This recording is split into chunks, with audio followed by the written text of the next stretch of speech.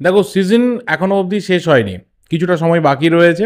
সবেমাত্র আইএসএল এর league stage complete হয়েছে এবং আমরা চ্যাম্পিয়ন মোহনবাগানকে পেয়ে গেছি ব্যাক টু ব্যাক সিজনে।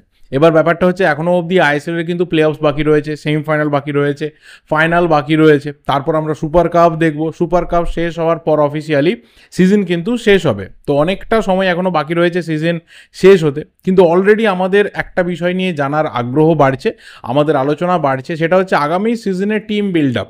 প্রত্যেকটা টিমেরই কোথাও না কোথাও তো নিড রয়েছে। মোহনবাগান চ্যাম্পিয়ন হয়েছে মানে এই নয় যে মোহনবাগান কোনো প্লেয়ারকে নেবে না, এই প্লেয়াররাই তো চ্যাম্পিয়ন করেছে মানে পরবর্তী সিজনে এরাই করতে পারবে, এরকম ব্যাপার না। মোহনবাগানেও যেরকম প্ল্যানিং রয়েছে, আর একদম বটমে শেষ করা মোহামেডান স্পোর্টিং বা হায়দ্রাবাদ এফসি তাদেরও কিন্তু প্ল্যানিং রয়েছে। তো কোন টিমে কীরকম আপাতত চর্চা চলছে, কোথায় কীরকম সার্চিং চলছে, কোথায় কীরকম ডেভেলপমেন্টাল মানে ফেজের মধ্যে দিয়ে পুরো সিস্টেম এগিয়ে যাচ্ছে, সেই নিয়ে আমাদের প্রত্যেকেরই জানার ইচ্ছা রয়েছে। এই ভিডিওতে স্পেশালি মোহনবাগানের বেশ কিছু আপকামিং যা কিছু ট্রান্সফার নিউজ পাওয়া যাচ্ছে বা টার্গেটসের আপডেটস পাওয়া যাচ্ছে, সেইগুলো নিয়ে মোটামুটি শেয়ার করব সব কিছু। আর বলা যেতে পারে যে আগামী সিজনে মানে 2025-26 সিজনের ট্রান্সফার মার্কেটে ঢোকার আগেই অলরেডি প্রি ট্রান্সফার টক্সের এটা আজকের একদম প্রথম ভিডিও। মোহনবাগানের ক্ষেত্রে প্রথম ব্যাপারটা এটাই যে বেশ কিছু ইয়াং ইন্ডিয়ান ট্যালেন্টকে আপাতত মোহনবাগান টার্গেট করছে। ডেফিনেটলি মোহনবাগান অলওয়েজ চেষ্টা করে যে ভালো প্লেয়ার যারা রীতিমতো আইএসএলে নিজেদেরকে প্রমাণ করতে পারছে তাদেরকে তুলে নিয়ে আসা এবং তাদেরকে নিয়ে এসে সাকসেসের রাস্তা দু তরফেই দেখা। দেখো অনেকে হয়তো এখানে বলবে যে অলরেডি যে টিমটা রয়েছে সেখানে ট্যালেন্টে ভরপুর টিম রয়েছে, তাহলে আবারও কেন প্লেয়ার নিয়ে আসে, আবারও কেন একটা এক্সিস্টিং ভালো প্লেয়ারকে ছাড়ার পরিকল্পনা করা। এখানে দুটো ফ্যাক্টর রয়েছে। নাম্বার ওয়ান, সেটা হচ্ছে তুমি যত বেশি ইয়াং প্লেয়ারকে সিস্টেমের মধ্যে ঢোকাতে পারবে তত বেশি তুমি লং টার্মের জন্য সিকিউর করতে পারবে সেই ইয়াং প্লেয়ারের সার্ভিসটা। আর দু নম্বর ব্যাপার হচ্ছে যে ট্রফি জিততে গেলে যে ধরনের টিম দরকার, যে ধরনের স্ট্রেংথ দরকার এবং তার পাশাপাশি বেঞ্চের যতটা স্ট্রেংথ দরকার সেটা কিন্তু মোহনবাগান অলওয়েজ করে। মোহনবাগান শুধুমাত্র ফার্স্ট 11-এর কথা ভাবে না, মোহনবাগান কিন্তু একসাথে এমন একটা টিম বানানোর চেষ্টা করে যে দুটো 11 একসাথে নামানো যাবে। এবং সেই ক্ষেত্রে আমরা জানি যে আমাদের এখানে অপশনস অনেক কম থাকে ভালো প্লেয়ারের, যেহেতু খুব হাই প্রোফাইল সব একই লেভেলের প্লেয়ারের সংখ্যা নেই, খুব কম হাতে গোনা হাই প্রোফাইল প্লেয়ার রয়েছে ইন্ডিয়ান ফুটবলে, এবং তারপরে যারা রয়েছে তারা প্রায় একই কোয়ালিটি বা একই গ্রেডের থাকে। তো সেই ক্ষেত্রে একটা স্ট্যান্ডার্ড অবধি যদি তোমাকে টিম বিল্ড আপের ক্ষেত্রে মেনটেন করতে, একটা স্ট্যান্ডার্ডকে মেনটেন করতে হয়, তাহলে সেই ক্ষেত্রে যতটা ফার্স্ট 11-এর জন্য ভালো প্লেয়ার দরকার ঠিক ততটাই কিন্তু রিজার্ভ টিমের জন্য মানে বেঞ্চ স্ট্রেংথের জন্য ভালো প্লেয়ারদেরকে দরকার। এবং তার পাশাপাশি যে ইয়াং প্লেয়াররা রিক্রুটেড হচ্ছে তারাও দেখে যে আমি যত বেটার টিমে খেলবো, যত ভালো ফরেন প্লেয়ারদের সাথে খেলবো, যত ভালো ইন্ডিয়ান প্লেয়ারদের সাথে খেলবো, তত বেশি কিন্তু আমার শার্পনেস বা আমার কোয়ালিটিও বাড়বে এবং অবশ্যই ট্রফি উইনিংয়ের যে একটা চান্স সেটাও কিন্তু বাড়বে, যেটা অন্ততপক্ষে মোহনবাগান লাস্ট 3টে সিজনে আমি অ্যাটলিস্ট বলবো যে আইএসএলে আসার পর থেকে লাস্ট 3টে সিজনে প্লেয়ারদেরকে পুরোপুরিভাবে সিকিওর করতে পেরেছে যে তোমরা ট্রফি জিততে পারো। এখানে শুধুমাত্র পারফরমেন্স বা স্যালারি সেটা যেমন একটা ফ্যাক্টর থাকে, তার পাশাপাশি ট্রফি উইনিং, কারণ একটা প্লেয়ার যখন তার নামের পাশে কিছু ট্রফি দেখবে সেই প্লেয়ারটাও কিন্তু মোটিভেশন পাবে। তো সেটাও কিন্তু মোহনবাগান ক্রিয়েট করতে পারছে। এবার ব্যাপারটা যে ইয়াং ইন্ডিয়ান প্লেয়ারদেরকে টার্গেট করা হচ্ছে তারা কিন্তু তাদের নিজেদের ক্লাবে সফল, এবং তাদের ক্লাব ছাড়বে কি ছাড়বে না সেই প্রশ্নেও কিন্তু অনেকটা দূর অবধি কথাবার্তা এগোবে। এবার আমি তার আগে একটা জিনিস বলতে চাই যে মোহনবাগানে এই মুহূর্তে দাঁড়িয়ে যে নিডগুলো রয়েছে সেগুলো নিয়ে আমি সেপারেট একটা ভিডিও বানাবো, ঠিক আছে, কিন্তু যে নিডগুলো রয়েছে তার যদি একটা একদম মানে খুব ওপর কথা বলি তাহলে বলবো যে রাইট ব্যাকে ব্যাকআপ দরকার, লেফট ব্যাকে ব্যাকআপ দরকার এবং উইংয়ের ক্ষেত্রে কিন্তু ব্যাকআপ দরকার, বিশেষ করে রাইট উইংয়ে ব্যাকআপ দরকার। এবং আমার মনে হয় যে ইন্ডিয়ান অ্যাটাকিং মিডফিল্ডারের যে জায়গাটা রয়েছে, সাহাল আব্দুল সামাদ ডেফিনেটলি একজন স্কিলফুল এবং ভার্সেটাইল প্লেয়ার, কিন্তু প্লেয়ারটার যেভাবে বর্তমান সময়ে চোট আঘাতের প্রবণতা বেড়েছে এবং মোটামুটি ওর থেকে অ্যাকচুয়ালি যে জিনিসটা সবার এক্সপেকটেশন রয়েছে সেটা ডেলিভার করতে না পারাটাও বেড়েছে। এখানে যদি মোহনবাগান অন্য কোনো অপশনের কথা ভাবে তাহলে অবাক হওয়ার কিছু থাকবে না, কারণ এই যে 24-25 সিজনটা চলে গেল, মানে দেখো মোহনবাগানের ক্ষেত্রে তো লিগ স্টেজটা হচ্ছে সব থেকে বেশি ম্যাটার করবে, কারণ সেখানে ডোমেস্টিক টাইটেলটা ডিসাইড হয়ে যাচ্ছে। এরপর যা কিছু মোহনবাগান জিতবে, যা কিছু ট্রফি পাবে সেটা ওই ট্রফিগুলোর সাথে শুধুমাত্র অ্যাডিশন হবে, বাট ওই ট্রফিগুলোর ওপরে মানে ওই ডোমেস্টিক টাইটেলটা মানে লিগ শিল্ডের ওপরে কেউ উঠতে পারবে না, ওর নিচে থাকবে, ওর পাশে থাকবে, দ্যাটস ইট। তো সেই যে ডোমেস্টিক টাইটেলের জার্নিটা মোহনবাগান পেরোলো, এখানে কিন্তু সাহাল আব্দুল সামাদের যে কন্ট্রিবিউশন রয়েছে, আমি অন্তত যতটুকু দেখতে পেয়েছি সেটা হচ্ছে পুরোপুরি জিরো। সেইভাবে কন্ট্রিবিউশন প্রায় নেই বললেই চলে। অন্ততপক্ষে ও যা ক্যালিবারের প্লেয়ার, ওর যে পোটেন্সিয়াল রয়েছে বা ওর যে ডেলিভারি করার ক্ষমতা রয়েছে, তো সেই জায়গাতে মোহনবাগান অন্য কিছু বিকল্প ভাবলেও ভাবতে পারে। কিন্তু যে নামগুলো এই মুহূর্তে পরিষ্কারভাবে বেরিয়ে এসেছে সামনে, তারা কিন্তু উইঙ্গার। এক নম্বর হচ্ছে এফসি গোয়া থেকে ব্রাইসন ফার্নান্ডেজ, যার এই সিজনটা 2024-25 সিজনটা যথেষ্ট একটা ভালো সিজন গেছে। ব্র্যান্ডন ফার্নান্ডেজকে ছেড়ে দিয়ে আরও একজন গোয়ান প্লেয়ারকে যেভাবে ম্যানুয়েল মার্কোস রোকা তুলে এনেছেন, সেটা কিন্তু সাধুবাদ জানানোর একটা জায়গা। আগামী দিনে এই ফর্ম ধরে রাখতে পারলে ইন্ডিয়ার one of the best talent হওয়ার কিন্তু ওর ক্ষমতা রয়েছে। নিজেকে ইন্ডিয়ান ফুটবলের একদম সামনের সারিতে নিয়ে যাওয়ার ওর ক্ষমতা রয়েছে।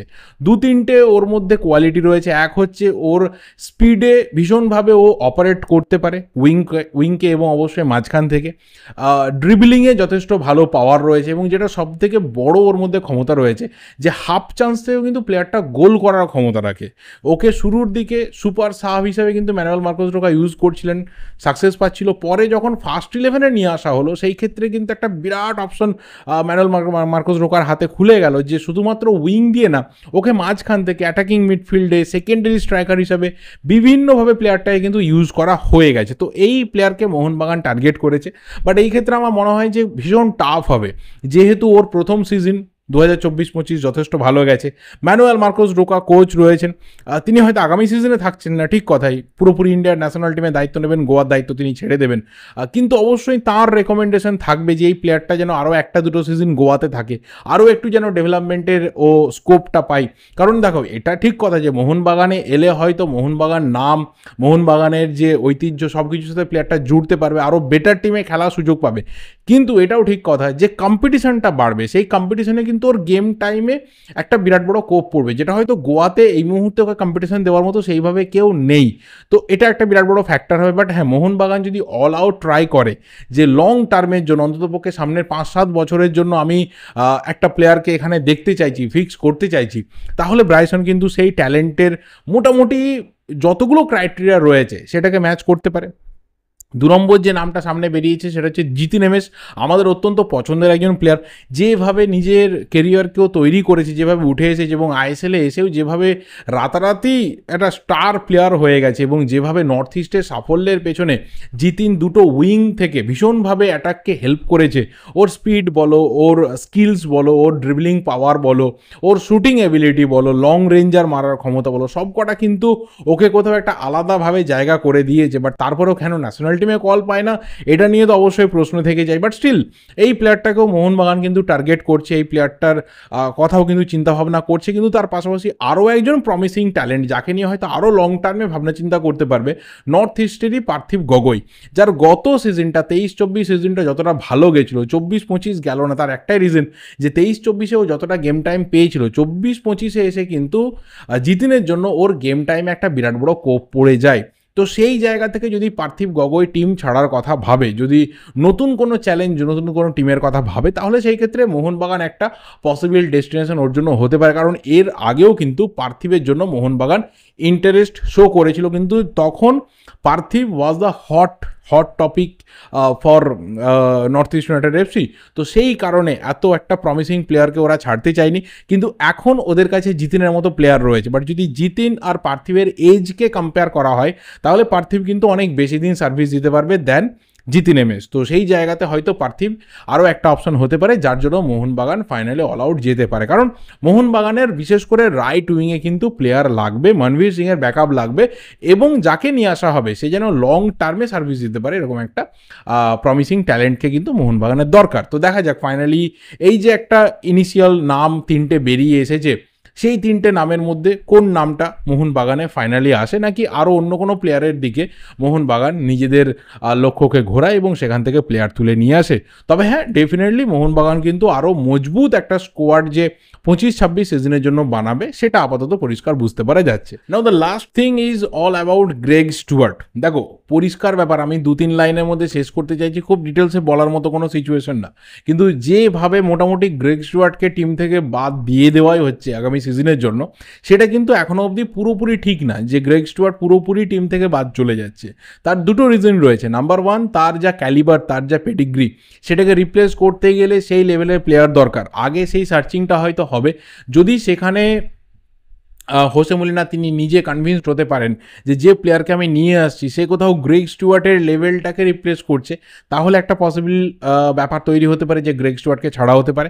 আর নাম্বার 2, সেটা হচ্ছে যে গ্রেগ স্টুয়ার্ট যে ধরনের ডেলিভারি করে, যে ধরনের ওয়ার্কলোড নেয়, অল্প সময়ের মধ্যেও যে গেম চেঞ্জিংয়ের ক্ষমতা রয়েছে, সেই রকম প্লেয়ার কিন্তু দরকার। তো শুধুমাত্র তার লেভেল, তার ক্যালিবার, তার পেডিগ্রি না যে ও কোন লেভেল থেকে ফুটবল খেলে এসেছে, কত বড় বড় টিমে খেলেছে, এটা ব্যাপার না।